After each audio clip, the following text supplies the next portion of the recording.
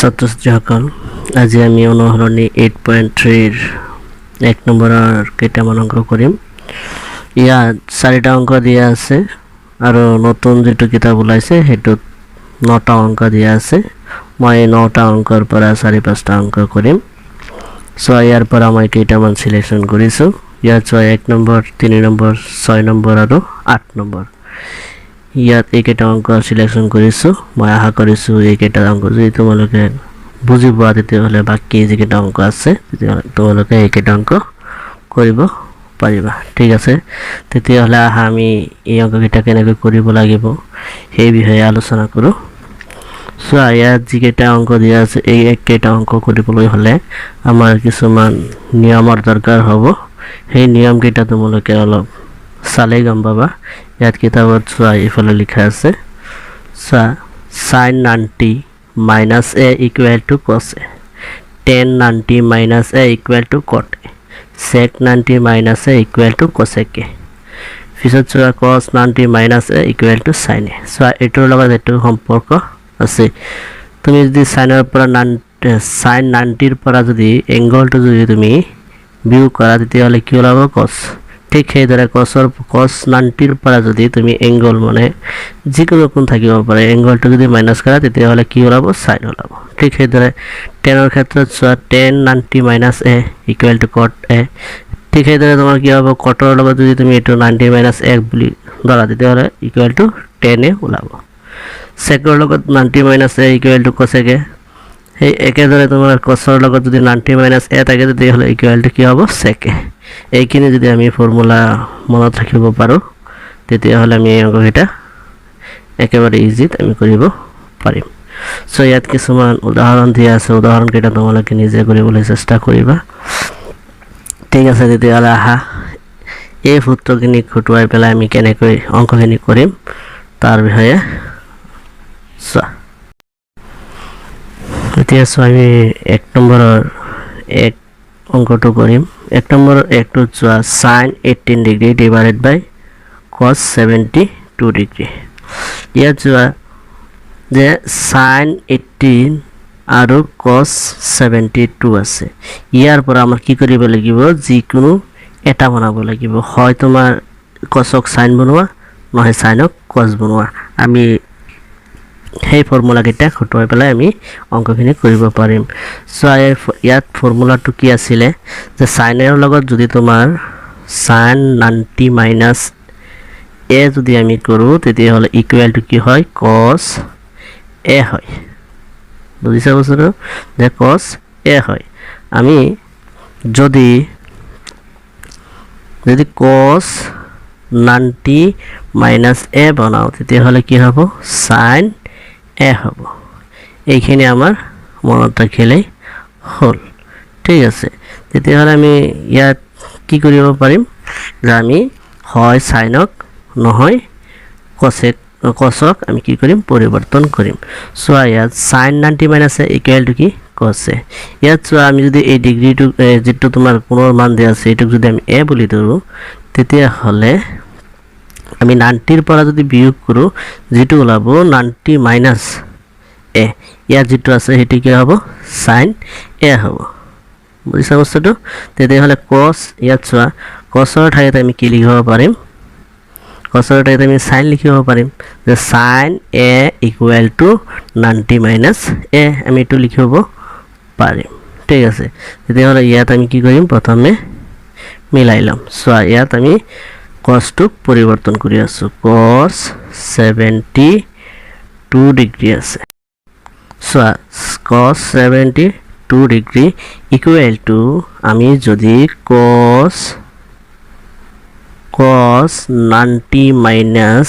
এতিয়া কোৱাছো যে 90 ৰ পৰা যদি আমি কিমান বিয়োগ কৰিলে 72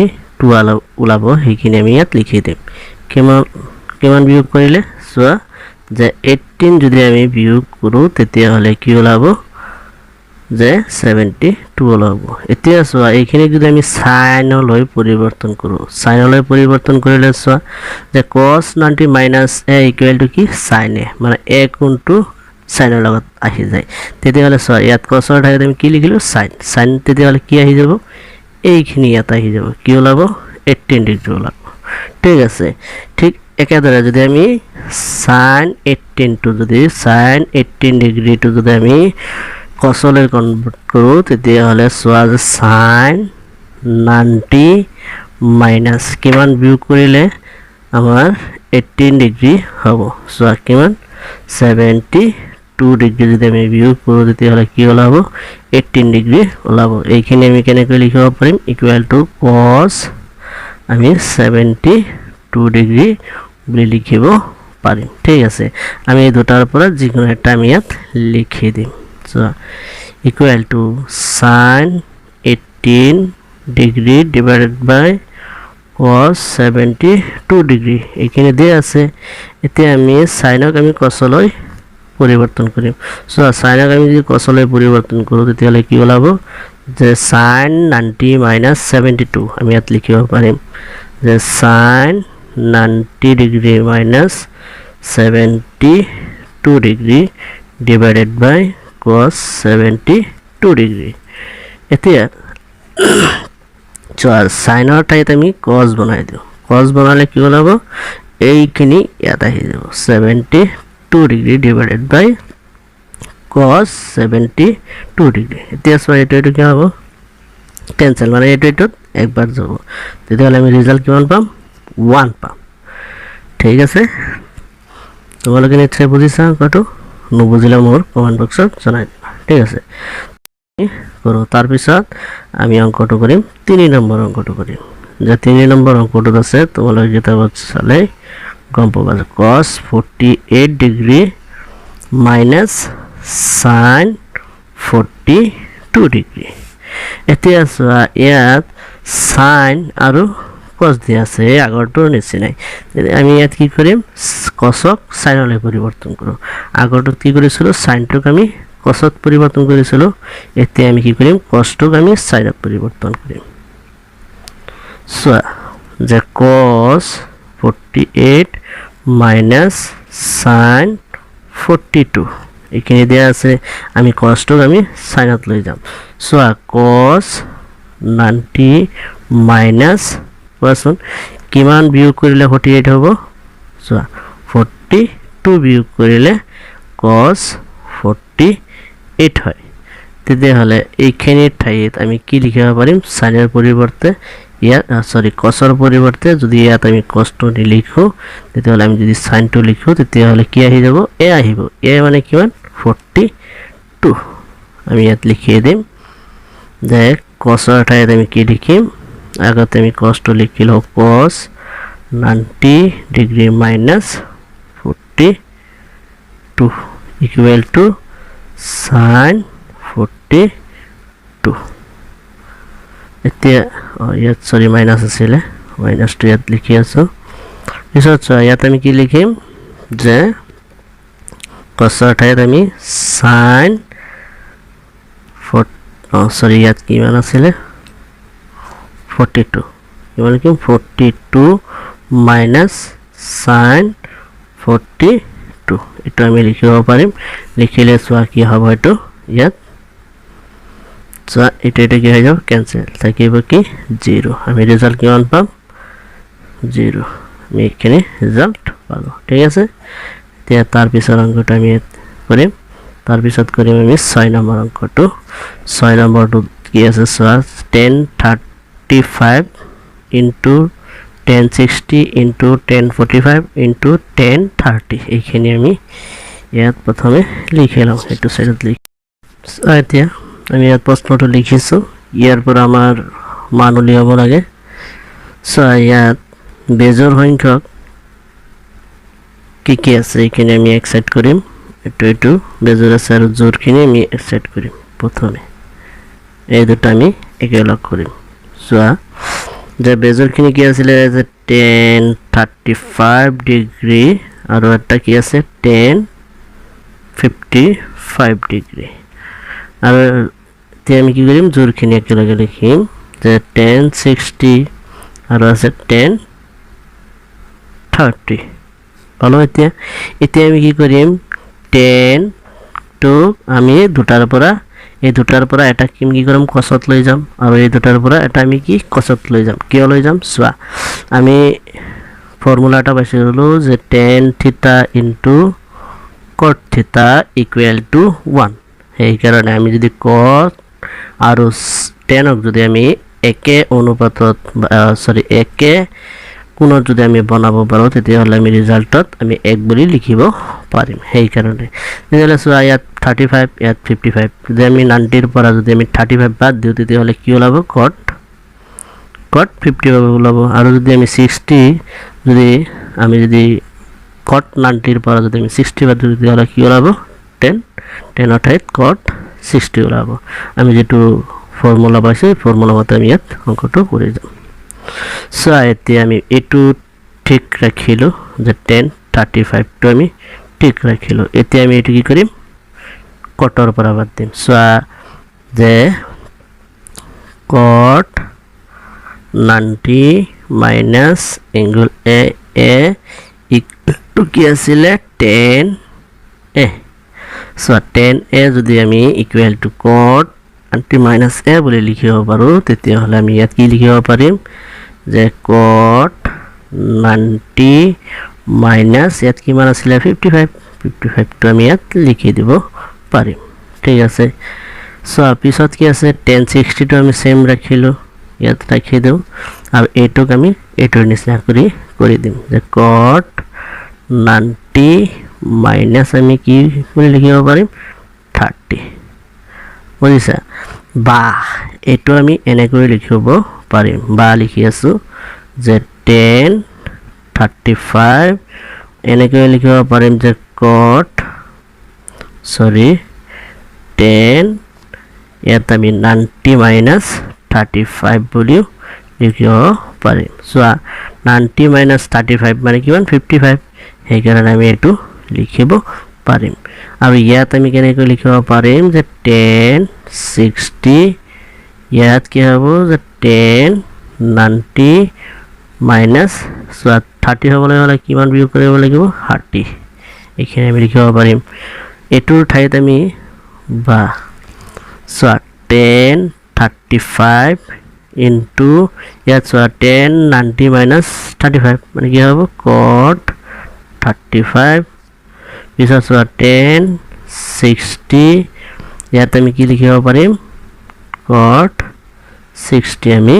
লিখিব পাৰিম এনেদৰে আমি লিখিব পাৰো আৰু আমি ওপৰত যেটো কৰিছো এইদৰে আমি লিখিব পাৰিম লিখিলে আমাৰ কি ওলাব ৰিজাল্টটো চোৱা আমি যেটো পাইছো যে এটোৰ ঠাইত আমি এটো লিখিব পাৰিম বা এটোৰ ঠাইত আমি এটো লিখিব পাৰিম তেতিয়াহ'লে আমি ইয়াত কি লিখিম যে 10 চোৱা যে 10 35 পিছত ইয়াত চোৱা 90 ৰ পৰা যদি আমি 55 বাদ দিও তেতিয়াহ'লে কি ওলাব 35 cot 35 ডিগ্ৰী পিছত চোৱা যে 10 60 আৰু ইয়াৰ পৰা চোৱা যে 90 ৰ পৰা যদি আমি 30 বাদ দিও কিমান থাকিব cot 60 থাকিব ঠিক আছে এতিয়া চোৱা এই দুটা মিলিলে কি হ'ব tan 35 into cot 35 tan 60 into cot 60 আমি এইটো ফৰ্মুলাত আমি লিখি দেব পাৰিম কিমান 1 লিখিব পাৰিম তেতিয়াহ'লে আমি ইয়াত লিখিম কিমান 1 into 1 equal to কি হ'ব 1 হ'ব এইখিনি হ'ব আমাৰ কি নিৰ্ণয় ৰিজাল্ট হ'ব ঠিক আছে এতিয়া তাৰ পিছৰ অংকটো আমি কৰিম তাৰ পিছৰ অংকটো চোৱা ইয়াত কি আমি সিলেক্ট কৰিছো 8 নম্বৰটো সিলেক্ট কৰিছো যে 3 into sin 23 divided by cos 67 plus 4 into sec 47 divided by cosec 43 ঠিক আছে এতিয়া এইখিনি আমি অংক ইয়াত এতিয়া চোৱা আমি 8 নম্বৰ অংকটো আমি কেনেকৈ কৰিম চোৱা ইয়াত কি আছে 3 into আমি 3 টো বেলেগকৈ লিখিলো এতিয়া sin আৰু cos আমি sin টো cos ত পৰিৱৰ্তন কৰিম তেতিয়াহ'লে আমি ইয়াত কি লিখিম যে sin 90 minus 23 হ'বলৈ হ'লে কিমান বিয়োগ কৰিব লাগিব 67 যদি আমি বিয়োগ কৰো তেতিয়াহ'লে কিমান হ'ব 23 ওলাব আমি ইয়াত লিখিলো তলৰটো আমি কি কৰিম সেম ৰাখি দিম cos 67 7 ডিগ্ৰী প্লাস চোৱা 4 ইনটু আমি ইয়াত আমি কি কৰিম cosec বা secক আমি কি কৰিম সেম ৰাখিম যিকোনো এটা আমি ৰাখিব পাৰিম তেতিয়াহ'লে আমি ইয়াত কি কৰিম secটো আমি ৰাখি দিম যে sec 47 ডিগ্ৰী আৰু আমি কি কৰিম cosক secলৈ পৰিৱৰ্তন কৰিম কিয়নো ইয়াত আমি পাইছিলো ফৰ্মুলা পাইছিলো কি যে sin যে 90 minus a equal to কি আছিলে cos a আৰু sec আৰু cosec ৰ ঠাইতো তোমাৰ সেম হেতু আছিলে যে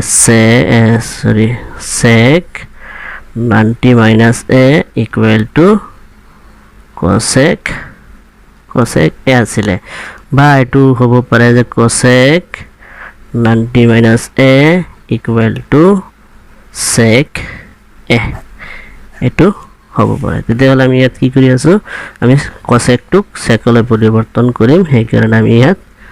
cosec 90 minus so ইয়াত 43 আছিল 43 হ'বলৈ হলে আমি কি বিয়োগ কৰিব লাগিব so 47 যদি আমি বিয়োগ কৰো 90 ৰ পৰা তেতিয়াহ'লে কি ওলাব 43 ওলাব ঠিক আছে ইকুৱেল টু 3 ইনটু so ওপৰত sin 90 minus 67 আমি কি লিখিব পাৰিম cos 67 বুলি আমি লিখিব পাৰিম তেতিয়াহ'লে ইয়াত লিখি দিম কি cos 67 কি লিখিব পাৰিম সো এটো a যদি আমি ধৰো তেতিয়াহ'লে ইয়াত কি হ'ব cos a মানে কিমান হ'ব a ৰ মানটো কিমান 67 সেইখিনি আমি ইয়াত লিখি দিলো ঠিক আছে তাৰ পিছত চোৱা তলত কি আছে যে cos 67 ডিগ্ৰী প্লাস 4 ইনটু ইয়াত চোৱা sec 47 divided by so cosec 90 minus 47 cosec 90 minus a equal to কি হয় sec a ইয়াত আমি কি a ঠাইত কি আছে 47 আছে তাহলে আমি ইয়াত কি লিখিব পাৰিম sec 47 ডিগ্ৰী so তে a2